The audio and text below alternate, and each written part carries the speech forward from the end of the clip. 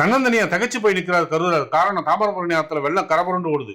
அந்த ஆத்த கடந்தாதான் அக்கறையில் உள்ள கோவிலுக்கு போக முடியும். அந்த கோவில் இறைவனுடைய திருநாமம் தான் கரூராருக்கு தெரியாத தவிர அந்த ஆலயத்தோட முக்கியத்துவம் தெரியும். அதனால பரிதவிக்கிறார். கோவிலை சுத்தி உள்ள மருதபர பூக்கள்ல இருந்து வீசுற வாசனை கரூரார மயக்க நாரும் பூனாதான் அவரே இறைவனுக்கு பேர் சூட்டி பாடுறாரு. நாரும் பூனாதா நலம் தருவாயான்னு துவங்கி உன்னுடைய மல்லிகார்ஜுனமான தலைப்பாகத்தை ஸ்ரீசைலத்துல தரிசனம் பண்ண, மத்தியார்ஜுனமான உடல் பாகத்தை திருவடி மருதூர்ல தரிசிச்சேன். ஆனா புடார்ச்சனமான திருவடி பாகத்தை தரிசனம் செய்ய முடியாதபடிக்கு இந்த காட்டாற்று வெள்ளம் தடுப்பது ஏனோன்னு பாட, அது அக்கறையில உள்ள இறைவன் செவியில விழ, சித்தர் இருந்த திசை பக்கமா சாஞ்சு நின்று பாடலை கேட்டு ரசிக்கிறான் ஈஸ்வரன். பாடல் முடிஞ்சதும் கரூரா திரும்பி பார்க்காம ஆற்றில் இறங்கி நடந்துவான்னு இறைவன் அசரியா ஒலிக்க, உடனே தயங்காம அவரும் இறங்கி நடக்க, காட்டாற்று வெள்ளம் மட்டுப்பட்டு தேங்கி வழிவிட இறைவனுடைய திருவடி தரிசனமும் சிறப்பா கிடைச்சது கரூராருக்கு. இன்னைக்கு நாம போனாலும் திருப்படைமுருதூர் ஆலயத்துல வடபாகமா இறைவன் சாஞ்சு நின்ன கோலத்தை பார்க்க முடியும். கரூராரை போற்றி போற்றி.